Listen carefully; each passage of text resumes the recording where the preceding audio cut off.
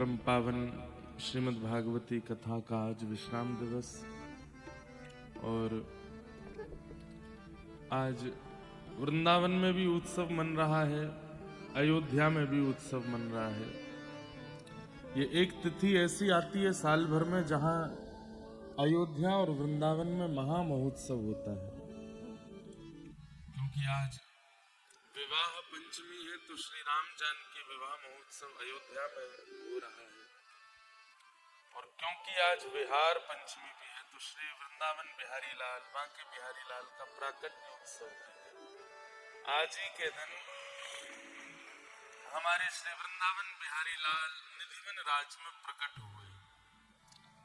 भुवन चतुर्दश की सुंदरता निधिवन करत बिहार, श्यामा प्यारी कुंज बिहारी जय जय श्री हरिदास। आज ही के दिन स्वामी श्री हरिदास जी के लाडले प्यारे ठाकुर लगभग आधी से ज्यादा वैष्णव समाज को वृंदावन से जोड़ने वाले श्री बिहारी जी आकर्षण जनमानस का वृंदावन के प्रति बिहारी जी प्रथम आकर्षण है। बिहारी जी के फिर बाद में भले ही वो राधा वल्लभी हो जाए, राधा रमणी हो जाए, मदन मोहन जी का हो जाए, गोविंद देव जी का हो जाए, राधा दामोदर जी का हो जाए, पर पहली बार तो ज्यादातर लोगों को वृंदावन खींचने वाले हमारे श्री बिहारी जी हैं। ऐसे बिहारी जी का आज प्राकट्य दिवस है। विहार पंचमी और अयोध्या में राम जानकी विवाह महोत्सव, विवाह पंचमी, और साथ ही आज राम जन्मभूमि पर ध्वजारोहण हो रहा है। मंदिर का आज ध्वज स्थापन हो रहा है। ये सारे शुभ संकेत अपने आप कथा के विश्राम दिवस प्रकट हो रहे हैं। निश्चित ही ठाकुर जी बड़े प्रसन्न हैं, तभी ये सब योजनाएं अपने आप बनी हैं। आप सब लोग श्रीदेव अटल बिहारी लाल जी के चरणों में यहाँ विराजते हैं, परंतु आज जिनके नाम से ये नाम प्रचलित है बिहारी, उन्हें प्रणाम कर लें। मीराबाई के शब्दों में नेत्र बंद करके श्री वृंदावन बिहारी लाल का स्मरण करते हुए सब लोग गाओ।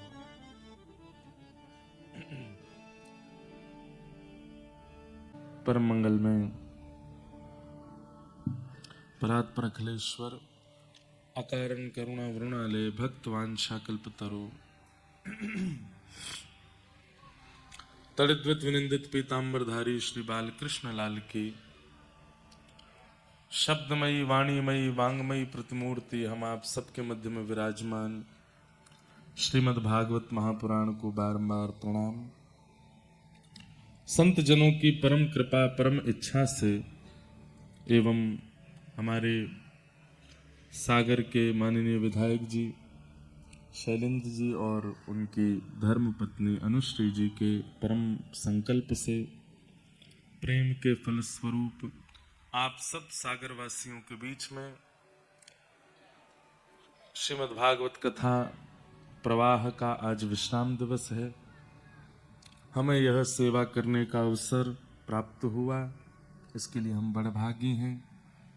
मंच पर विराजमान विद्वत वरेण्य विप्रवृंद, समस्त गंधर्वजन और आप सभी श्रोता भाई बंधु मातृशक्ति, छोटे बालक, हमारे मित्र सखाजन, सबको जय श्री कृष्ण, जय सिया राम, जय श्रीमन नारायण, जय जय श्री राधे।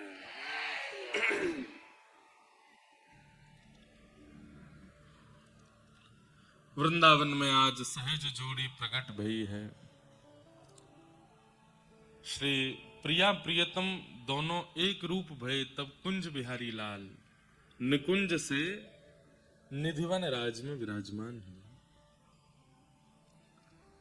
ऐसे श्री बिहारी जी का आज प्राकट्य दिवस स्वामी श्री हरिदास जी महाराज के प्राण प्यारे लाडले श्री ठाकुर जी प्रकट भये हैं।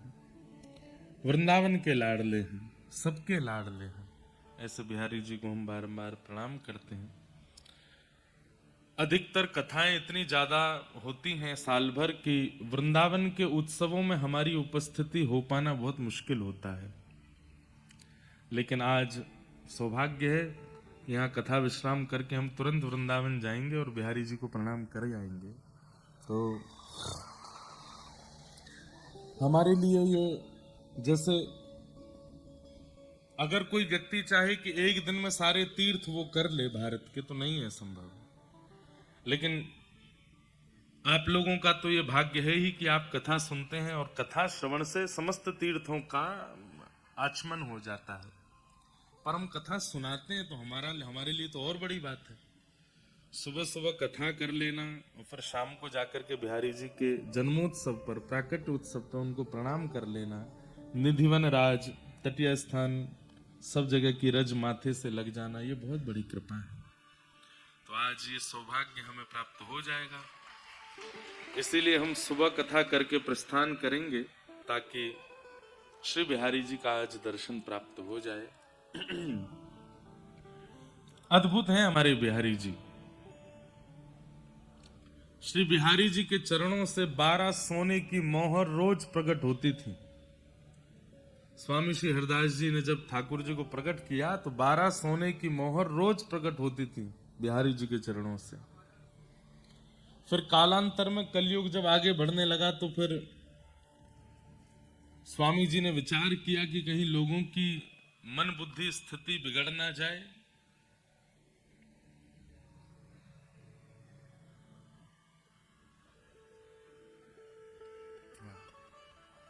कितने बड़े सौभाग्य की बात है कि जिन बिहारी जी के प्राकट्य की हम लोग थोड़ी चर्चा कर रहे हैं,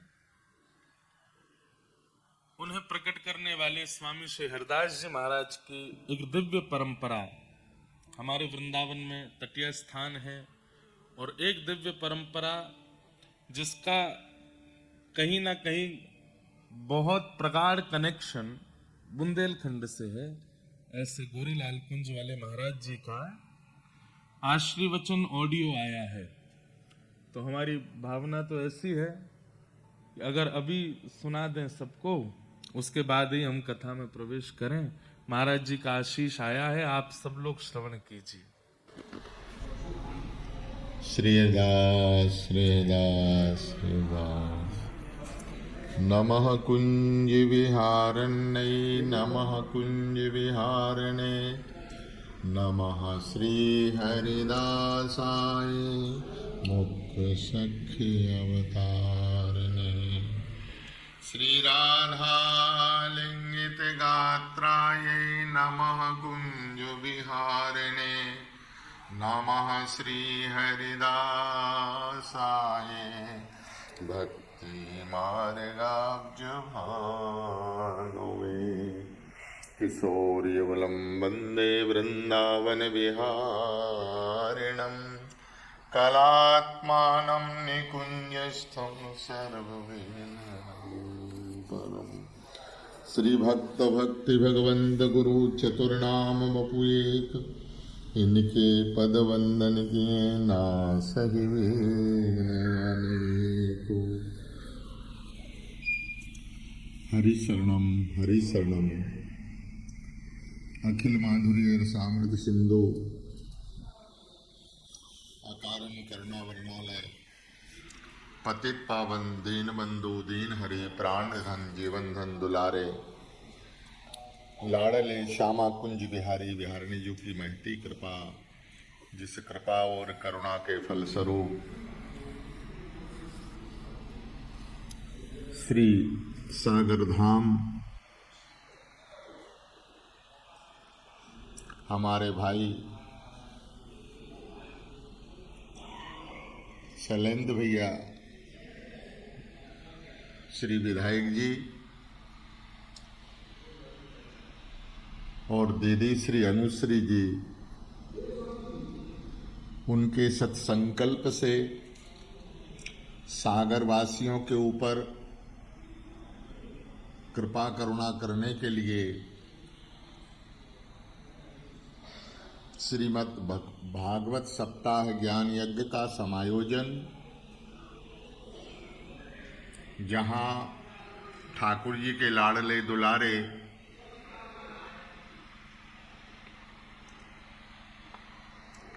हमारे अपने प्यारे श्री इंद्रेश जी व्यासपीठ के ऊपर विराजमान होकर के अपनी रसमयी, अपनी भावमयी वाणी के द्वारा सागर धाम वासियों को सिंचन करने के लिए, अपना रसपान कराने के लिए व्यासपीठ के ऊपर विराजमान होकर के रस का वर्षण कर रहे हैं।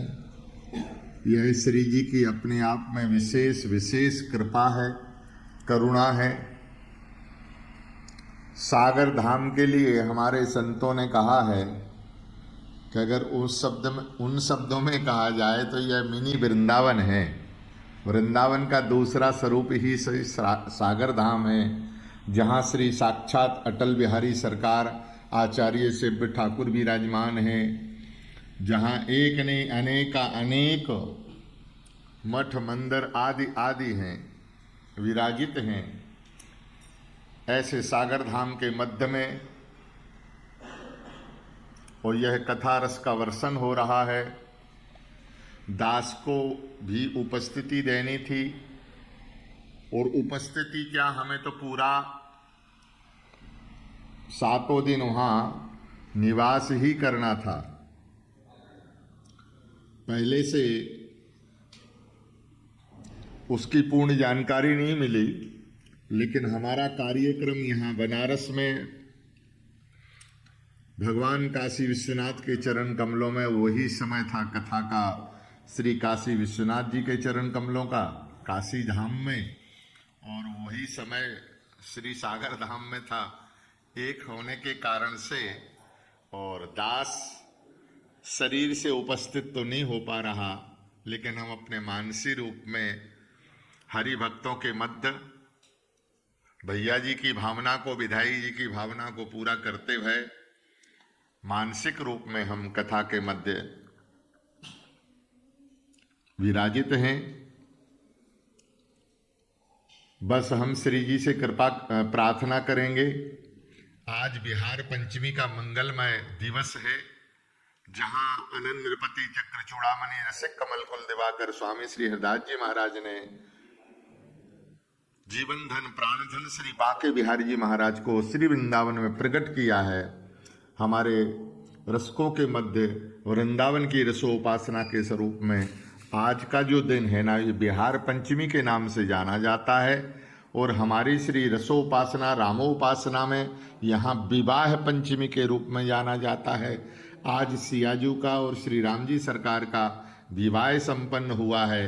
ये दोनों तिथियां अपने आप में गरिमा महिमामय हैं, इसलिए उत्सव की सागर धाम वासियों को यंत्र के माध्यम से यत्र तत्र जो जहाँ विराजमान हैं उनको श्री बिहारी जी की ओर से, स्वामी जी की ओर से खूब खूब मंगलमयी बधाई हो, बधाई हो, बधाई हो।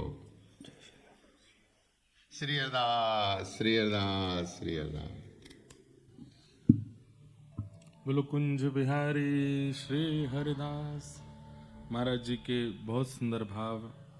और आया तो ऑडियो, लेकिन लगा ऐसा कि महाराज जी यहीं बैठ कर के हम सबके बीच से बोल रहे हैं। ऐसी उपस्थिति सबके अनुभव में नहीं आती है, पर महाराज जी का बहुत स्नेह है। और आप लोगों को सौभाग्य मानना चाहिए कि हमारे व्रज के ऐसे अद्भुत विभूति महाराज जी बुंदेलखंड से बहुत प्रेम करते हैं, और यहाँ के वैष्णवों से बहुत प्रेम करते हैं। और यहाँ पर भी कई वैष्णव महाराज जी के ही शिष्य परिकर यहाँ विराजमान है। सबको हमारा बारंबार वंदन है, सबको हमारा प्रणाम। और ठाकुर श्री बांके बिहारी लाल जी के प्राकट्य की आप सबको बधाई हो, बधाई हो, बधाई हो। आप सब लोग कथा के बाद हमारी तरफ से थोड़ी थोड़ी चिरौंजी की बर्फी खा लेना। खाओ पियो करो आनंद, पैसा देंगे आपके विधायक जी। हाँ, सब लोगों को चिरौंजी खा लेना आप लोग। विधायक जी कह रहे अरे महाराज जी। लेकिन इससे बढ़िया बधाई क्या होगी कि आपको 7 दिन की कथा सुनवा रहे हैं और 2-2 बार सुनवा रहे हैं साल में। चिरौंजी की बर्फी में बड़े विटामिन आदि सब होंगे, चिरौंजी भी है कि नहीं पता नहीं, है तो सही, पर जो कथा से आप लोगों को प्राप्त हुआ है वो और किसी वस्तु से प्राप्त नहीं हो सकता। तो ये सबसे बड़ी बधाई है, एक प्रकार से बिहार पंचमी की बधाई। ये कोई नियोजित नहीं था, पर आज हो गया कि बिहार पंचमी की श्री बिहारी जी के प्राकट्य की बधाई के रूप में ये कथा आपको सागर वासियों को विधायक जी की ओर से दी गई है कि भैया आप लोग बधाई मना लो, लाल जी का मंगल प्राकट्य दिवस। तो नित्य सोने की मोहर प्रकट होती थी बिहारी जी के चरणों से, लेकिन जब स्वामी जी ने विचार किया कि आगे कलिकाल में लोभ इतना बढ़ जाएगा, लोग बाग किस स्थिति तक पहुंच जाएंगे, बिहारी जी के दर्शन का लोभ तो कम होगा, सोने की मोहर प्रकट होती है उसका लोभ ज्यादा होगा। तो फिर बिहारी जी से प्रार्थना करके स्वामी जी ने निवेदन किया कि जय जय, कलिकाल में लोग सह नहीं पाएंगे आपके इस प्रताप को, लोभ जग जाएगा और लोभ में कुछ भी करेंगे लोग, कृपा करके आप अपनी इस दिव्य शक्ति को विश्राम दे दो। तो फिर बिहारी जी ने 12 सोने की मोहर प्रकट करना तो विश्राम कर दिया, लेकिन आज भी 12 सोने मोहर की जितनी रकम होती होगी उतना धन, उतना चढ़ावा बिहारी जी में रोज आता है, उतना तो पहुंचे ही जाता है। तो आज भी अदृश्य रूप से 12 सोने की मोहरों के समान धन धान्य वहां उपस्थित होता है। ऐसे हमारे श्री बिहारी जी हैं, अद्भुत है उनकी लीला। ऐसे ठाकुर हैं कि बार बार पर्दा करना पड़ता है उनके आगे, क्यों? कोई ज्यादा देर तक उनसे नैन मिला ले तो वही के संग चले जाएं। ऐसे हमारे ठाकुर हैं, इसलिए हर 5 सेकंड में पर्दा किया जाता है कि कोई ज्यादा देर तक इनको देख ना ले, इनसे नैन मिला ना ले। ऐसे हमारे ठाकुर श्री बांके बिहारी, अद्भुत कथा है उनके प्राकट्य की, उसमें जाएंगे तो फिर आज का विश्राम विषय नहीं हो पाएगा, कल की भी पेंडिंग कथा है, तो इसलिए सब हम आज विषय पूर्ण कर देते हैं और कथा को विश्राम की ओर ले चलें। ठाकुर जी ने रास बिहार किया, सब गोपिकाओं के साथ में मधुर रास हुआ। रास के पश्चात श्रीमद् भागवत में युगल गीत आता है, जहां भगवान के रूप माधुरी का और कई भावों का वर्णन गोपियां करते हैं।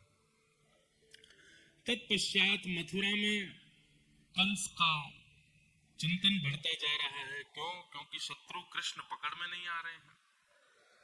तभी नारद जी का आगमन हुआ और नारद जी ने योजना बना करके कंस से कहा कि तुम धनुर्यज्ञ करो और उस धनुर्यज्ञ में उपहार देने के लिए कुछ लोगों के नाम चयन करो 84 कोष में से, उनमें से 2 नाम कृष्ण बलराम के भी रखो।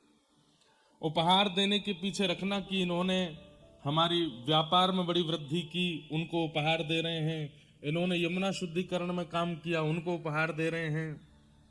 कृष्ण बलराम के लिए कहना कि हमने सुना था कि जब इंद्र ने वर्षा की तो इन्होंने पर्वत उठा लिया, इसलिए हम इनको उपहार देना चाहते हैं, इसलिए मथुरा बुला रहे हैं। उपहार का लोभ दे करके दोनों बालकों को मथुरा बुलाओ, अभी तक तुमने अपने राक्षसों को उनके पास भेजा, सब मारे गए, अब उनको बुलाओ। कंस ने कहा गुरुदेव आपकी आज्ञा शिरोधार्य, मैं अभी करता हूं योजना। और धनुर्यज्ञ का कार्यक्रम कंस ने किया। श्री अक्रूर जी महाराज को भेजा है, जाओ जाकर के कृष्ण बलराम को लेकर के आओ। पूछें क्यों बुला रहे हैं तो कहना उपहार देना है, पुरस्कार देना है। अक्रूर जी महाराज वृंदावन को निकले, ठाकुर जी गौचारण करके जा रहे थे।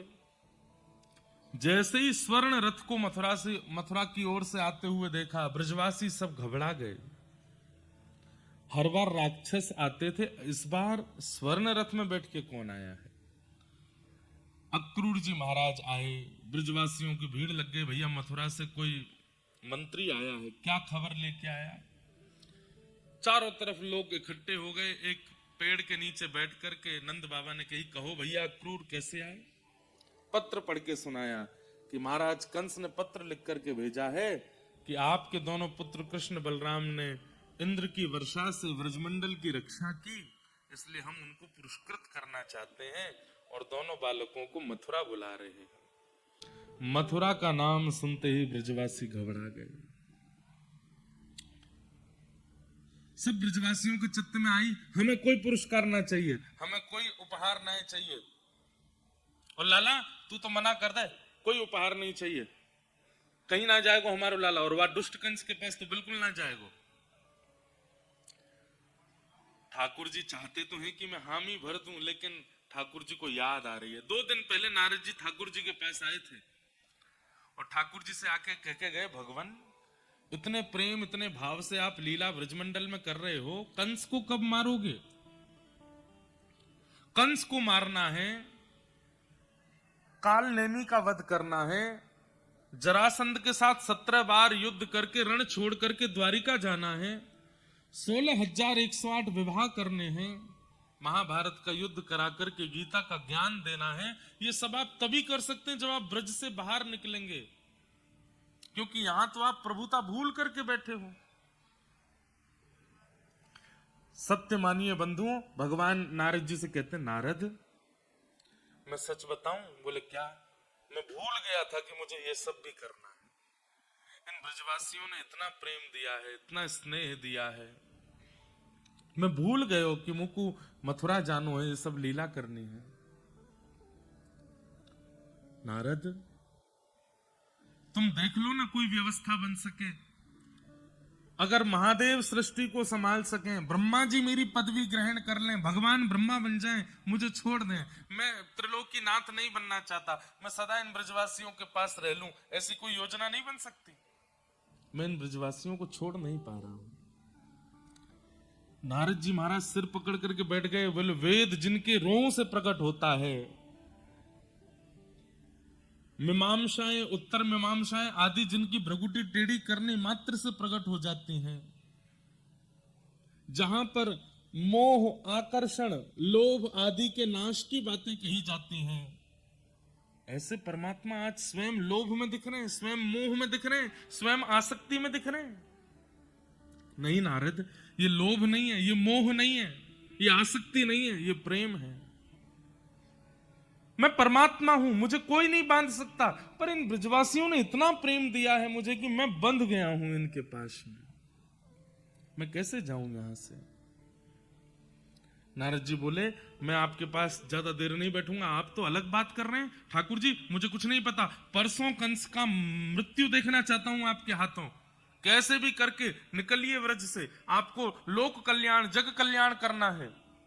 वृंदावन में रह के नहीं हो पाएगा, क्योंकि यहां आप प्रेम के वशीभूत हैं और ज्ञान और वैराग्य आदि का लक्षण प्रकट होगा ही नहीं। अगर प्रेम प्रधान होगा तो, प्रेम प्रधान होता है तो ज्ञान दिखाई नहीं देता, प्रेम प्रधान होता है तो वैराग्य दिखाई नहीं देता। आपको वृंदावन से निकलना पड़ेगा नाथ। सोचिए बंधुओं, ठाकुर जी उनको 3 दिन तक नींद नहीं आई कि मैं व्रज से कैसे जाऊं। आज जब अक्रूर जी महाराज ने आकर के कहा कि आपको पुरस्कार देने के लिए मथुरा बुलाया है, सब ब्रजवासी कहने लगे, हमारे लाला पुरस्कार नहीं चाहिए, हमारो लाला कहीं नहीं जाएगो, अक्रूर जी तुम वापस लौट जाओ, कंस ने मना कर दो, हमें पुरस्कार नहीं चाहिए। ठाकुर जी चुपचाप बैठे हैं। थोड़ी देर में सब ब्रजवासी बोले, लाला तू बोल दे, मना कर दे कि मोह ना जानो मथुरा। तो ठाकुर जी हृदय पर पत्थर रख करके बोले, क्यों? आप सबके बालक कोई अच्छा काम करें, उनको पुरस्कार मिले तो सब भेज देते हो, और मैं केवल तुम्हारे काजे कालिया नाग मार तो डोलूं, तुम्हारे काजे गिरिराज जी उठा तो डोलूं, तुम्हारी गैया ने चराऊं, तुम्हारी रक्षा करता रहूं, और आज जीवन में पहली बार कोई ने विचार किया कि मुंह को पुरस्कार मिले तो सबरे मना कर रहे हो, मुझसे पूछिए एक भी बार। ब्रजवासी स्तब्ध रह गए ठाकुर जी की बात सुन के। ठाकुर जी मन से नहीं बोल रहे हैं, ना लाला हमें तो यूं लगी कि तू मथुरा जाएगो, 2 दिन के कट जाएगो, हमारे बिना कैसे रहेगो? क्यों? मैं क्यों ना रहूंगा, मैं तो जाऊंगा, मैं पुरस्कार लेके आऊंगा। हाँ, तुम ब्रजवासी ने तो केवल कभी मुंह को चोर बनाए दे, कभी मुंह को कछू बनाए दे, कभी मुंह कालिया नाग मरवाए दे, अगासुर बकासुर धेनुकासुर पूतना आदि, मैं केवल यहाँ पे रक्षा करवे में ही रहूंगा। अरे पुरस्कार मिले सब जामे, मैं भी जाऊंगा। ब्रजवासियों के नेत्र सजल हो गए।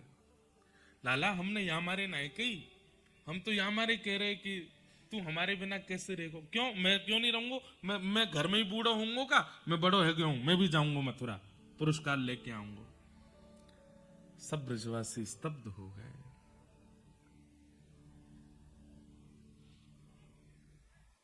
थोड़ी देर में ठाकुर जी ने अपनी भाषा थोड़ी नरम की। ब्रजवासी ने बोले, अरे 2 दिन की तो बात है, मैं आ जाऊंगा ना परसों। ब्रजवासी बोले, नहीं नहीं लाला, अब हम कछु कहेंगे तो को बुरी लग जाएगी, तू चलो जा, तू प्रेम से पुरस्कार लेके आ। और भैया सुन लो सबरे, आज के बाद कोई राक्षस आवेगो मृत्यु स्वीकार कर लेंगे, लेकिन लाला को आगे नहीं करेंगे। ठाकुर जी बोले, अरे तुम सब तो बुरा मान रहे हो, मैंने या भाव से थोड़ी कही, मैं तो या मारे कह रहा हूं सबके बालकन को पुरस्कार मिले तो मैं क्यों नहीं जाऊं। ब्रजवासी बोले, ना लाला तू चलो जा, तू तो रह लेगो हमारे बिना। वास्तव में बात तो ये है कि हम कैसे रहेंगे तेरे बिना? 2 दिन तक तो को देखे बगैर हम कैसे रहेंगे? ब्रजवासियों की स्थिति कैसी है बंधुओं? दरस बिन दुखण लागे नैन, दरस बिन दुखण लागे नैन, दरस बिन दुखण लागे नैन, दरस बिन दुखण लागे नैन। जब ते तुम बिछुड़े प्रभु मोरे, जब ते तुम बिछुड़े कबहु न पायो चैन, हाँ कबहु न पायो चैन, दरस बिन दुखण लागे नैन, दरस बिन दुखण लागे नैन। मीराबाई का पद है, कल न परत पल हरि मग जोवन, कल न परत पल हरि मग जोवन, भई क्षमा सिरैन, भई क्षमा मीरा के प्रभु कब रे मिलोगे, मीरा के प्रभु कब रे मिलोगे, दुख मेटन सुख देन, दुख मेटन सुख देन, दरस बिन दुखण लागे, दरस बिन दुखण लागे। लाला तू अभी गयो नहीं है, और तेरे जावे की बात कान में पड़वे ते हमारो हृदय ऐसो पिघल रहे है, इतनो रोनो आ रो है, तू चलो जाएगा तो हम कैसे रहेंगे? ठाकुर जी बोले, अरे मैं हमेशा के काज नहीं जा रहा, कल जाऊंगो, परसों आ जाऊंगो। लाला तू परसों बोल रहा है, लेकिन हमको बरसों सुनाई दे रही है। हम तोते जिद नहीं करेंगे, तू फिरते हमें डांटने लगेगो, लेकिन लाला तू तो रह लेगो, हम कैसे रहेंगे तेरे बिना? एक दिना भी हम तेरे बिना रह ना सके। सोचिए बंधुओं, ब्रजवासियों की स्थिति कैसी है। जब से ठाकुर जी का जन्म हुआ है ब्रजमंडल में, ब्रजवासी भोजन नहीं बनाते, कपड़े नहीं पहनते, जल नहीं भरने जाते, गोबर नहीं चौकाते, गैया नहीं चराते, सब कार्यों के पीछे एक ही ध्यान है, भोजन इसलिए बनाएंगे क्या पता कन्हैया घर आ गए हो, तो चौका इसलिए लगाते हैं कि कहा पता कन्हैया आ गए तो घर सुंदर दिखना चाहिए। गैया इसलिए चराने जाते हैं कि कल को कहीं कन्हैया दूध पीवे आ गए हो तो बढ़िया वारो दूध मिलना चाहिए। जल भरने इसलिए जाते हैं कहीं कन्हैया जल पीवे आ गए हो तो, वस्त्र इसलिए पहनते हैं कहीं कन्हैया सामने आ गए हो तो वाकु देखवे में हम भावे। हर किसी ब्रजवासी की एक ही स्थिति है, कन्हैया कृष्ण। वो अपने लिए क्रिया नहीं कर रहे हैं, सारी क्रिया कृष्ण के लिए करते हैं। एक दिन के लिए मथुरा जाना है, इस बात से इतने व्याकुल हो रहे हैं कि लाला हम कैसे रहेंगे।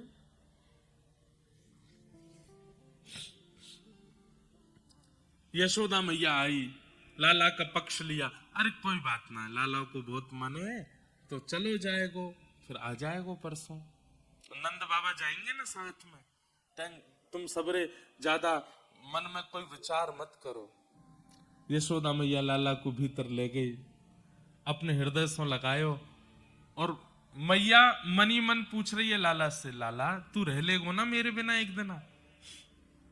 मैया को था कि ठाकुर जी मना करेंगे, लेकिन ठाकुर जी बोल गए हाँ मैया रह लूंगा। मैया के हृदय में प्रेम प्रकट हुआ, व्याकुल हो गए, हृदय से लगा के सुला दिया ठाकुर जी को। सूर्य उदय जैसे ही हुआ, सब ब्रजवासी द्वार पर ठाड़े हैं, अपनी स्थिति लेकर के खड़े हैं कि कहीं हमारी स्थिति देख के कन्हैया को दया आ जाए और वो नहीं जावे, यहीं रुक जावे।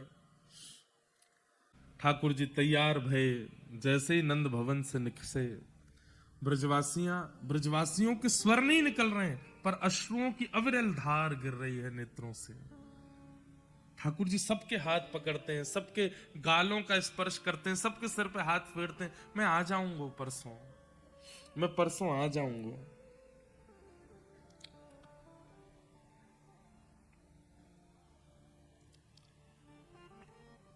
सबसे मिलते भय ठाकुर जी जैसे ही रथ पर आरूढ़ हुए।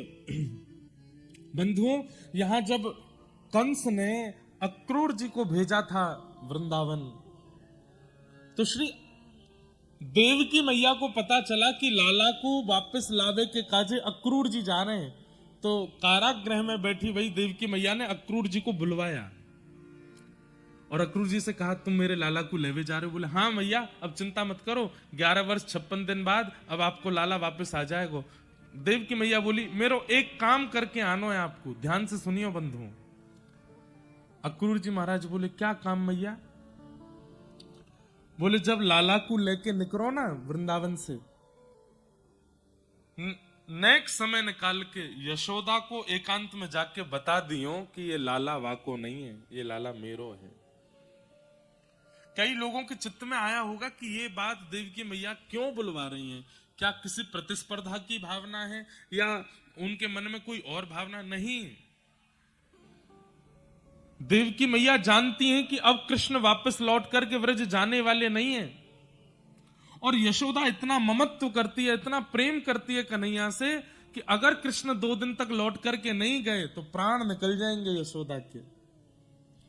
यशोदा को वास्तविकता पता होनी चाहिए कि कृष्ण किसका पुत्र है। अगर वास्तविकता पता होगी तो मन में क्षोभ होगा, लेकिन फिर कन्हैया लौट के आएंगे इस उम्मीद में बैठी नहीं रहेगी वो। इसलिए उसको बता के आना कि कृष्ण किसका पुत्र है, और अब कन्हैया लौट करके व्रज नहीं जाएगा, ये बात यशोदा के कान में बोल के आना। अक्रूर जी महाराज बोले मां, मुझे ऐसा लग रहा है जैसे मानो कुंटलों भारी पहाड़ मेरे ऊपर गिर दिया हो, मैं ये काम कैसे करूंगा? मेरा नाम अक्रूर है, व्रजमंडल मुझे क्रूर कहकर के बुलाएगा। एक तो मैं कृष्ण को दूर कर रहा हूं, ऊपर से सत्य बता करके आऊंगा कि कृष्ण उनके पुत्र नहीं है। नहीं, सब ब्रजवासियों को मत बताना, केवल यशोदा को बताना। ठाकुर जी रथ में आरूढ़ हुए। अक्रूर जी महाराज बोले भगवान आप ब्रजवासियों से मिलो, मैं नेक यमुना जी प्रणाम करके आऊं। ठाकुर जी बोले हाँ जाओ। अक्रूर जी यमुना जी तो नहीं गए, पीछे खड़ी यशोदा मैया के हाथ पकड़े, मैया नेक आओ आपसे चर्चा करनी है। यशोदा मैया को नंद भवन में ले गए, चरणों में प्रणाम करते हुए कहा, मैया ये कार्य करने में मुझे पाप का बोध हो रहा है, लेकिन मुझे आपको बताना पड़ेगा। कहा बात है अक्रूर, ऐसे कहीं को बोल लो है? 11 वर्ष 56 दिन पूर्व आपने सुना होगा कि कंस के कारागृह में अष्टभुजी देवी भद्रकाली प्रकट हुई थी। हाँ, मैंने सुनी तो हती कि एक देवी प्रकट भई।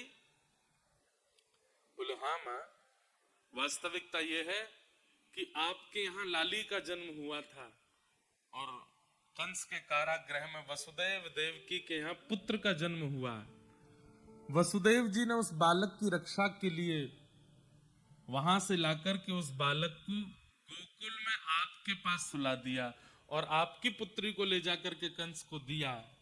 वही पुत्री अष्टभुजी देवी काली बनी और जिस बालक को देवकी ने जन्म दिया वही पुत्र आपके यहां आया और वही कृष्ण है। कृष्ण देवकी के पुत्र हैं मां। मुझे बताने में बहुत संकोच है, पर मैं आपसे कहना चाहता हूं, 11 वर्ष 56 दिनों से कारागृह में प्रतीक्षा कर रही है मां देवकी। कृष्ण अब मथुरा जाएंगे, संभवतः लौट करके नहीं आएंगे। वो आपके पुत्र नहीं है, वो देवकी के पुत्र हैं। ये बात सुनकर के यशोदा मैया का तो मानो जैसे संपूर्ण शरीर ठंडा पड़ गया। स्तब्ध हो गई मैया। अब क्या कहना है, क्या बोलना है, क्या करना है, इसकी कोई स्थिति उनको नहीं पता।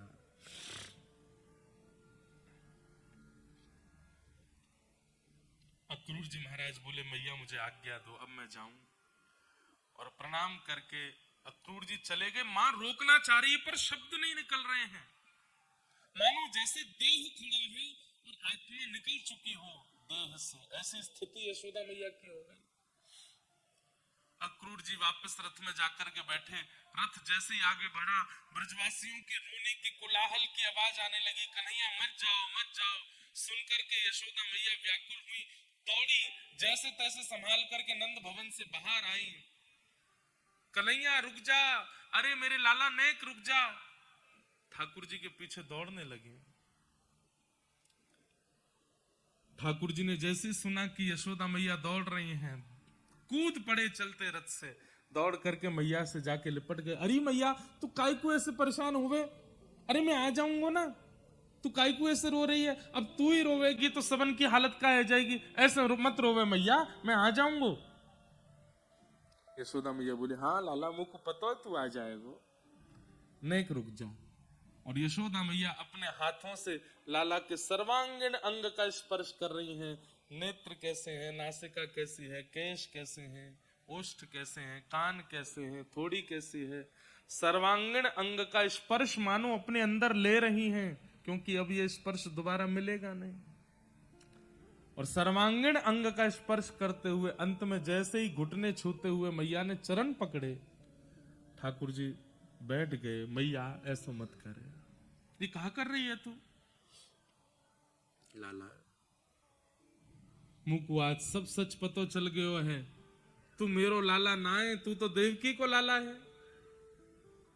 और लाला तू मथुरा जाएगो, देवकी मिलेगी, अब तो को अब वापस ब्रजमंडल नहीं आन देगी। पर तू चिंता मत कर, मैं कोई को नहीं बताऊंगी,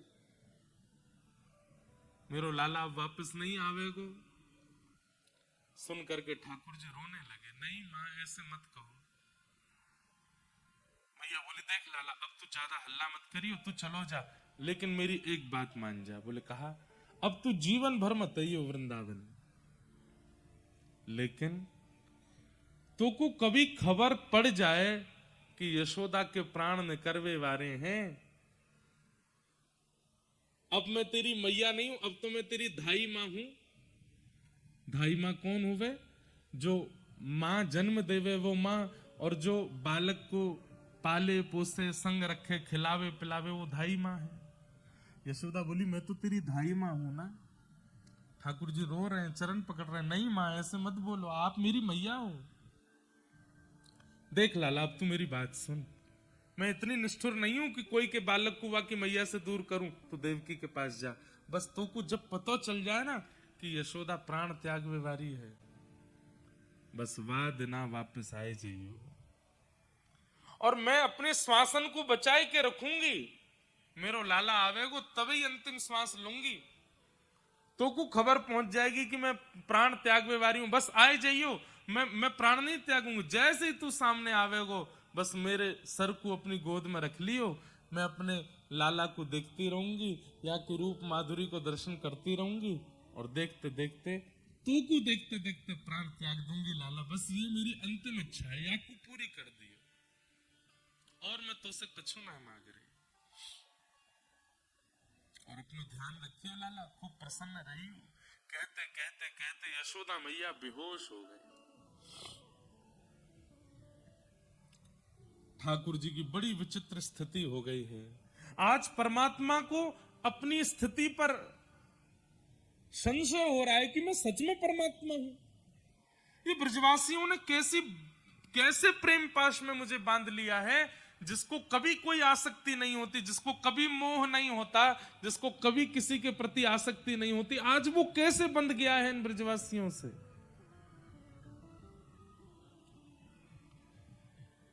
ब्रजवासियों की ओर इशारा किया ठाकुर जी को, ब्रजवासियों ने उठाया, बोले लाला अब तू जा, विलंब मत कर, मैया को हम संभाल लेंगे, तू आई जाएगा परसों। ठाकुर जी बोले हाँ मैं जाऊं। मैया के चरणों में प्रणाम करके वृंदावन की रज को अपने जेब में रख के ठाकुर जी वृंदावन को प्रणाम करके रथ में आरूढ़ हो गए और मथुरा को प्रस्थान कर गए। बहुत भावुक कथा है।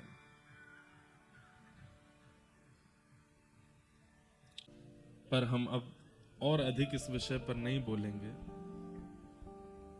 भगवान मथुरा पहुंचे, और मथुरा जैसे ही पहुंचे हैं, मल्लानाम अशनिर्णिनाम नरवर स्त्रीणाम स्मरो मूर्तिमान गोपानाम स्वजनो सताम क्षितभुजाम शास्त्रा सुपित्रो शिशु मृत्युर्भोजपतिर्विराट विदुषाम तत्वं परम योगिनाम वृष्णीनां परदेवते तविदितो रंगम गतः साग्रज। अपने अग्रज बलराम जी के साथ जैसे ही ठाकुर जी ने मथुरा में प्रवेश किया, मल्लानाम मशनिर्णिनाम नरवर, बड़े बड़े योद्धाओं को ठाकुर जी योद्धा के रूप में, मल्लों को ठाकुर जी मल्ल के रूप में दिखाई दे रहे हैं। जैसी जिसकी भावना है वैसे ठाकुर जी दिख रहे हैं। स्त्रीणाम स्मरो मूर्तिमान, अब विवाहित स्त्रियों को ठाकुर जी अपने दुल्हा के रूप में दिख रहे हैं। बूढ़े बड़े माता पिताओं को, दादी दादाओं को ठाकुर जी अपने नाती पोता के रूप में दिख रहे हैं। छोटे बालकों को अपने सखा के रूप में दिख रहे हैं। सबकी भावना के अनुरूप ठाकुर जी अलग अलग दर्शन दे रहे हैं। लेकिन 50 सिड्डी ऊपर स्वर्ण सिंहासन पर बैठा मथुरा का राजा कंस, उसको ठाकुर जी अत्यंत काल रूप, अत्यंत भयभीत दिखाई दे रहे हैं। मृत्यु दिखाई दे रही है। मृत्युर्भोजपतिर विराट विदुषाम तत्वम परम योगिनाम, योगियों को तत्व के रूप में, तत्व ज्ञानियों को तत्व ज्ञानी ठाकुर जी ज्ञानी लग रहे हैं। वृष्णी नाम पर देवते विदितो रंगम गतः साग्रज, और वृष्णी वंशियों को, यदुवंशियों को ठाकुर जी अपने पालनहार के रूप में दिखाई दे रहे हैं। ठाकुर जी ने रणभूमि में प्रवेश किया, कुबलिया पीड़ हाथी का वध किया, धनुष भंजन किया, मल्लों के साथ युद्ध किया। 50 सिड्डी ऊपर बैठे महाराज कंस के पास पहुंच करके केश पकड़ करके दोनों भुजाओं में उठा लिया। 11 वर्ष के ठाकुर जी ने विशाल कंस के रूप को उठा करके पृथ्वी पर पटक दिया। कंस की मृत्यु हो गई। बोलो कंस मर्दन भगवान की। अपने नाना यानी कि कंस के पिताजी उग्रसेन जी को मथुरा का राजा बनाया।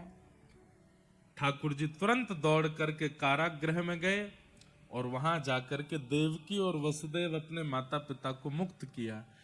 11 वर्ष 56 दिन के लाला होकर के जब पधारे, देवकी मैया देख करके तो भाव विह्वल हो गई। बेहोश जैसी होने लगी। ठाकुर जी ने अंक में भर लिया। मैया को होश नहीं आया। वसुदेव जी को ठाकुर जी बोले, पिताजी मैया होश में काहे क्यों ना आ रही है? बोले, लाला एक बार या के कान में यूं कह दे कि तू अब याकू छोड़ के कभी नहीं जावेगो, ये अपने आप होश में आ जाएगी। ठाकुर जी ने मैया को अंक में भर के कान में कहा, मैया अब मैं तोसों दूर कभी नहीं जाऊंगो। तुरंत देवकी को चेतना आ गई। बोले, लाला अब तू कभी नहीं जाएगो ना? बोले, ना मैया नहीं जाऊंगा। ठाकुर जी बड़ी पीड़ा में हैं। यशोदा मैया की याद आती है। यहाँ जन्मदात्री मैया देवकी हैं, कैसे सब संभालें? ठाकुर जी बोले, अब मैं मथुरा में ज्यादा दिन रहूंगा तो बहुत विचलित हो जाऊंगा। अब मुझे विद्यालय जाना है पढ़ने के लिए। और 11 वर्ष 2-4 महीना के ठाकुर जी हुए, तब ठाकुर जी ने आज्ञा लेकर के आपके मध्य प्रदेश में विराजमान अवंतिका उज्जैन ठाकुर जी आए और वहां पर सांदीपनि उपाध्याय जी से ठाकुर जी ने विद्याध्ययन किया। भगवान का मुंडन संस्कार हुआ, चौड़ी चोटी रखे और यज्ञोपवीत संस्कार करके ठाकुर जी ने फिर वहां पर विद्या अध्ययन प्रारंभ किया। वहीं ठाकुर जी को परम सखा सुदामा जी मिले। सुदामा जी ठाकुर जी के सखा कैसे बने? ये कृष्ण सुदामा मिलन द्वारिका में बाद में हुआ है, पहले मध्य प्रदेश में हुआ है, यहाँ गुरुदेव के गुरुकुल में हुआ है। यहीं सुदामा जी प्राप्त हुए ठाकुर जी को। बंधुओं, सुदामा जी से मैत्री कैसे हुई ठाकुर जी की? छोटी सी कथा जल्दी हम सुना दें। ठाकुर जी रोते रहते थे कोने में बैठे, ब्रजवासियों की याद करके, यशोदा मैया की याद में, श्री राधा रानी की याद में। तब सुदामा जी महाराज भगवान जिन जिन को याद करते हैं उनका रूप बनाते थे। पहले तो सुन लेते थे, अच्छा मधुमंगल कैसे चले? ठाकुर जी बताते ऐसे चले। मधुमंगल कहाँ पहने? ये पहने। अच्छा मधुमंगल को मोह कैसा हो? बोले ऐसा है। तो सुदामा जी श्रृंगार करते और मधुमंगल की तरह बन के आते और ठाकुर जी के आगे आगे लाला उसी स्वर में बोलते। ठाकुर जी कहते, अरे मधुमंगल तू आ गए हो? ठाकुर जी दौड़ करके सुदामा जी को हृदय से लगाते, पास आके पता चलती है तो सुदामा है। दूर जाने लगते तो सुदामा जी हाथ पकड़े थे, लाला अब देख मधुमंगल तो नहीं आवेगो पर मैं ही मधुमंगल बन जाऊंगा।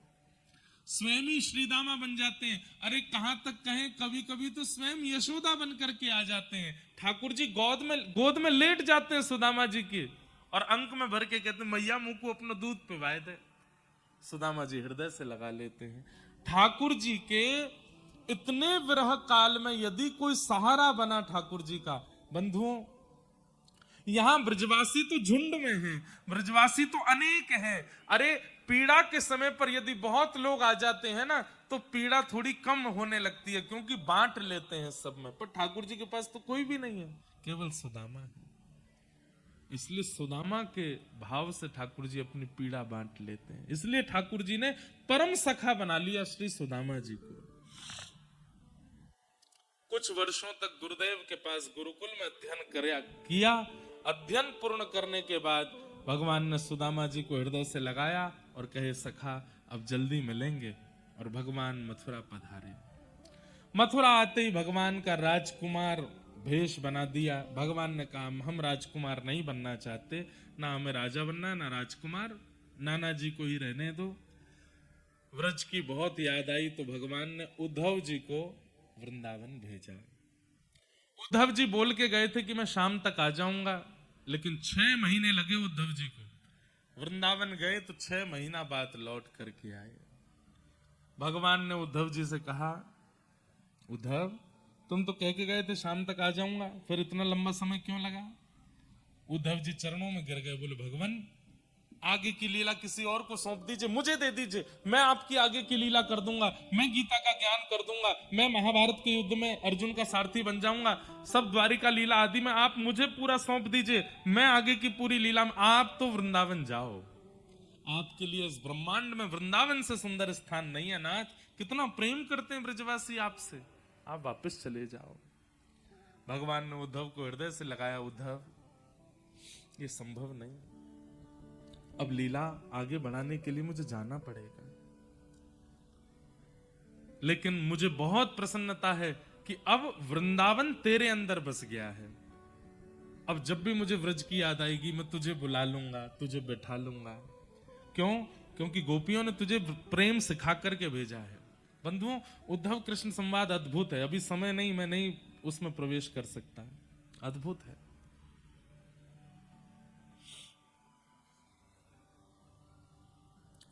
उद्धव जी महाराज वृंदावन से लौट करके आए, ठाकुर जी ने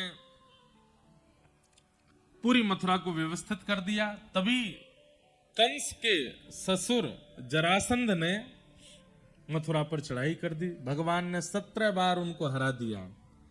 18वीं बार जैसी चढ़ाई की, ठाकुर जी ने विश्वकर्मा को आज्ञा की एक नई नगरी का निर्माण करो, क्योंकि ब्राह्मणों को अनुष्ठान पर बैठा के आया, मैं इसको मार नहीं सकता हूं, हम रण छोड़ करके भागेंगे।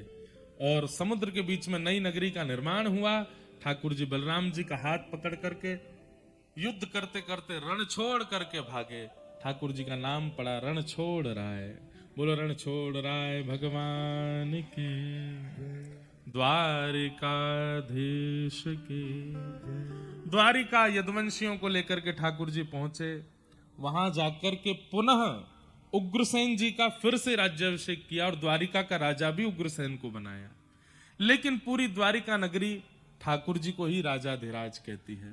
हमारे राजा यही है, राज पदवी पर उग्रसेन बैठते हैं पर राजा श्री कृष्ण है।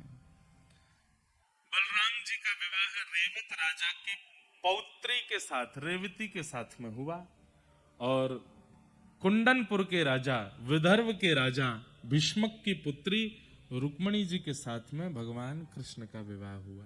क्योंकि रुक्मणी जी स्वयं लक्ष्मी हैं और लक्ष्मी श्री कृष्ण की ही है, नारायण की ही है। कृष्ण लक्ष्मी नारायण का विवाह हुआ। अब हम जल्दी जल्दी अपना प्रसंग सब पूर्ण कर देते हैं। भगवान के अष्ट प्रमुख विवाह हुए। भौमासुर राक्षस के यहाँ 16,100 कन्या बंदी थी, उनको मुक्त करा करके ठाकुर जी ने उनसे भी विवाह किया। तत्पश्चात 16,108 ब्याह हुए। भगवान की दिनचर्या, ग्रहचर्या का सब वर्णन किया। सुदामा जी का भगवान से मिलन और द्वारिका की ये मधुर लीला हुई।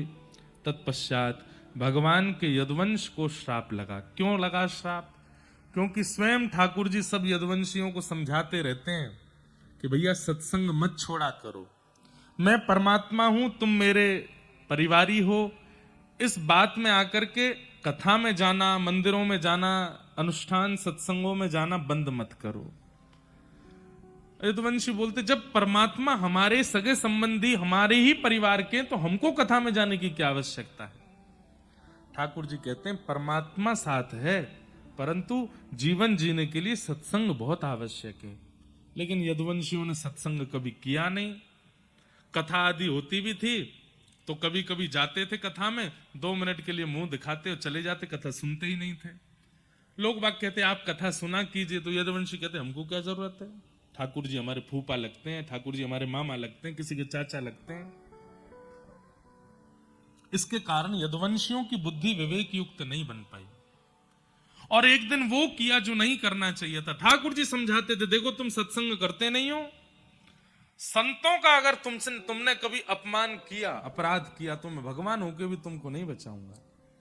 और एक दिन वही हुआ, भगवान के ही पुत्रों ने, शांब आदियों ने संतों की परीक्षा लेने के लिए बोले, पिताजी भी पूरे दिन इन संतों की बड़ी प्रशंसा करते हैं, देखें तो सही है कैसे होते हैं।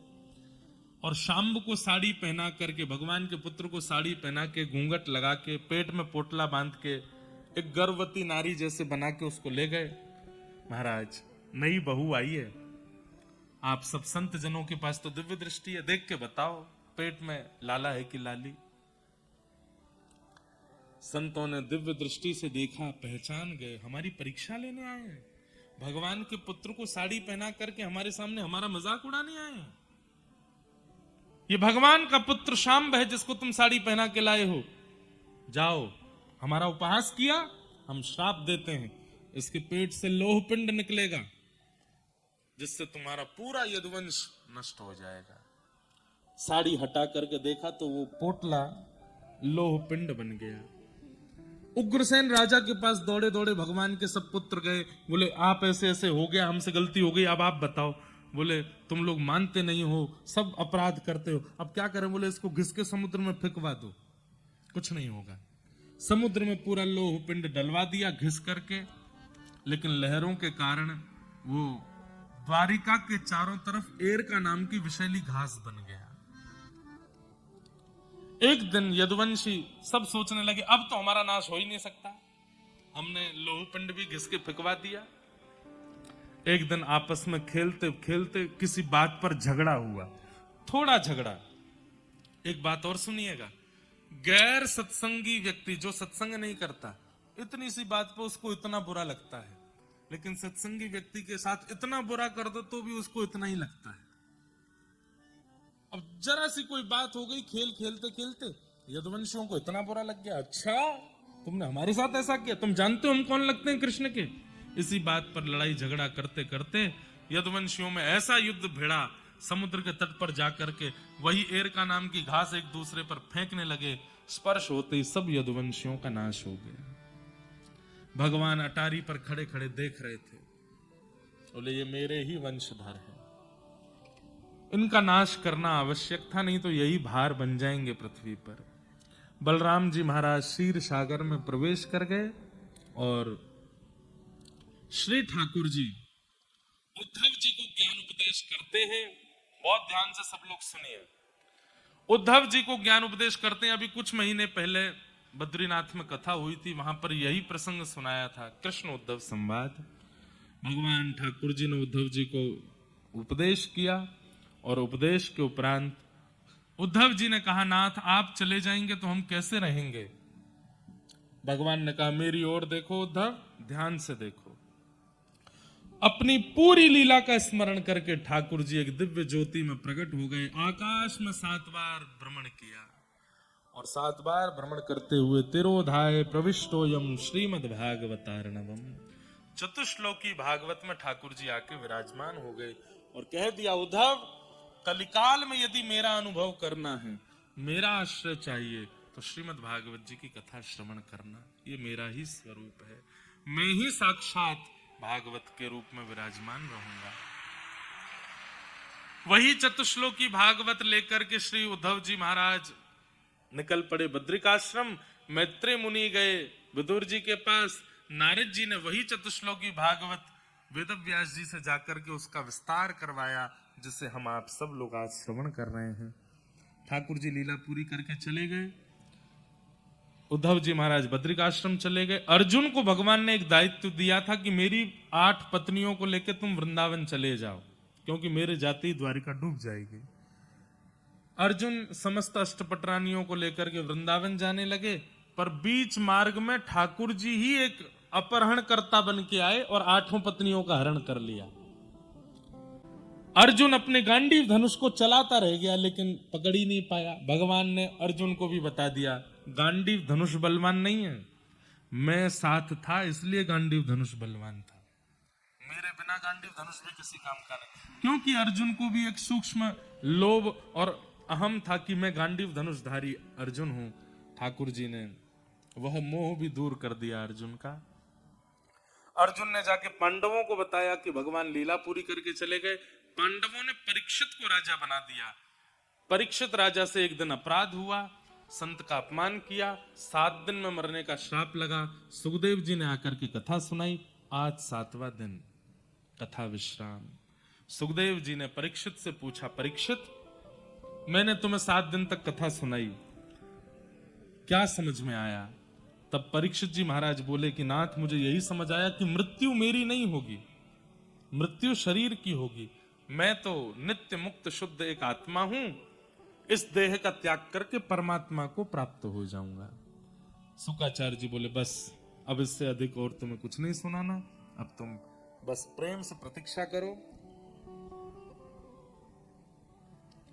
तक्षक सर्पाए परीक्षित जी का स्पर्श करके उनके देह को विश्राम दिया और श्री शुक्राचार्य जी महाराज वहां से प्रस्थान कर गए।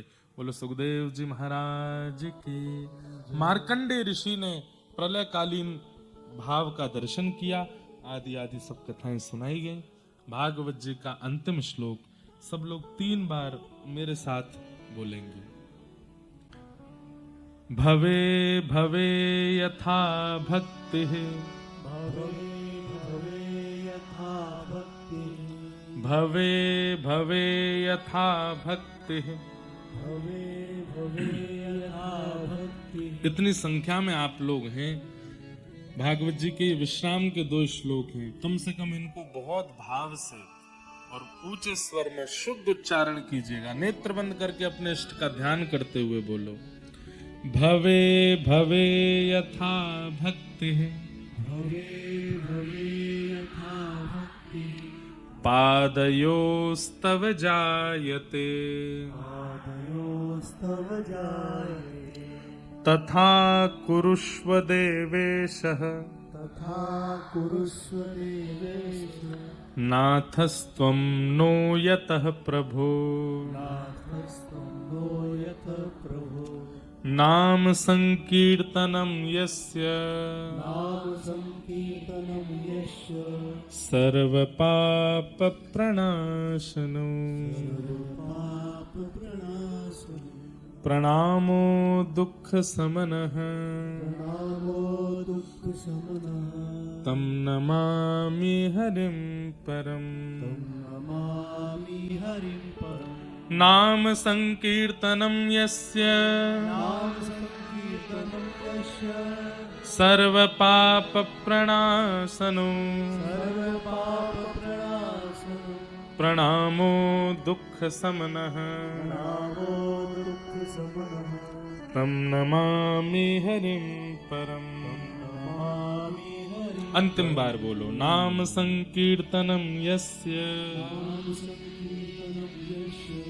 सर्वपाप प्रणाशनो। प्रणामो दुख समनः, तं नमामि हरिं परम्। जिन भगवान का नाम संकीर्तन समस्त प्रकार के पापों से मुक्त करता है, ऐसे प्रभु के पावन नाम को हम बारंबार प्रणाम करते हैं, बारंबार वंदन करते हैं और प्रार्थना करते हैं। जीवन से चाहे जो भी भाव निकल जाए, पर हे हरि आपका नाम मेरे चित्त से कभी ना जाए। हे नाथ मैं आपको कभी भूलूं ना। हे नाथ आप मुझे कभी बिसराओ ना। हे नाथ आपका नाम मेरे हृदय से कभी जाए ना। बस अंतिम श्वास जब भी प्रकट हो, हे नाथ आपका ये नाम सहज ही मेरे मुख पर आ जाए और आपका नाम स्मरण करते हुए मैं प्राणों का त्याग करूं। ऐसी भावना के साथ भागवत जी को बारंबार प्रणाम। बोलो वृंदावन बिहारी लाल की जय। श्री राधा रमण लाल की जय। श्री राधा वल्लभ लाल की जय। श्री अटल बिहारी लाल की जय। द्वारिकाधीश की जय। श्री राधा वल्लभ लाल की जय। श्री विठ्ठल भगवान की जय। अनंत बलवंत श्री हनुमान जी महाराज की जय। जय जय श्री राधे। जय जय श्री राधे। जय जय श्री राधे। नमः पार्वती पतये हर हर महादेव। ठाकुर जी के पावन युगल चरणों में बारंबार प्रणाम। आप सब सागरवासियों को बहुत बहुत जय श्री कृष्ण। जय श्री जय सिया राम। जय श्रीमन नारायण। दोनों भुजा उठाइए, हमको आशीर्वाद दो कि आप महाराज जी ऐसे ही कथा सुनाते रहो, बार बार हमारे सागर आते रहो। आप सब सागरवासियों को प्रणाम करते हैं।